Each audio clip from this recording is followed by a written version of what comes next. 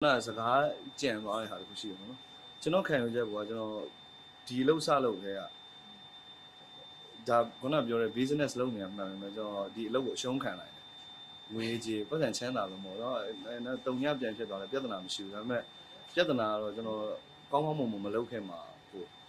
စိုးရိမ်နေပါနော်ကျွန်တော်အစိုးရတွေကကျွန်တော်ဘာလုပ်လို့ကျွန်တော်အလုပ်တွေမကောင်းသွားမှာလို့ဘယ်လိုစုပ်ပြတ်တတ်နေမှာတော်ကြောက်တယ်အဲ့တော့ဒီကလည်းဒီတိုင်းပဲကျွန်တော်အကောင်းဆုံးလုပ်သွားမယ်အကောင်းဆုံးလုပ်သွားတဲ့အချိန်မှာပတ်စံတွေကုန်သွားတာဖြစ်နိုင်တယ်ကိုကောင်းဆုံးလုပ်တာကိုလူလက်မခံတာမျိုးတွေလည်းဖြစ်နိုင်တယ်ဒါတွေ risk တွေကတော့ကျွန်တော်ယူမှာပဲအဲ့ဒါကြီးဆုံးရှုံးသွားတယ်ပြဿနာမရှိဘူးငွေကြေးရတယ်ဟိုအရင်လိုပြန်ဖြစ်လဲပြဿနာမရှိဘူးအဓိကတော့ကိုလှုပ်ချင်တဲ့အရာတစ်ခု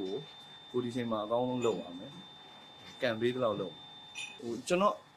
တယောက်တည်းတော့ကျွန်တော်အောင်မြင်တယ်ဟိုဒီပရိသတ်နဲ့ audience နဲ့ပတ်သက်တဲ့ popularity တွေပါပြောကြတာမဟုတ်ဆိုတော့ကျွန်တော် mixing ကျွန်တော်လုံးလိုက်နိုင်တယ်ဆိုတော့အဲ့အောင်မြင်မှုပဲခုနပြောတဲ့ဒီဟို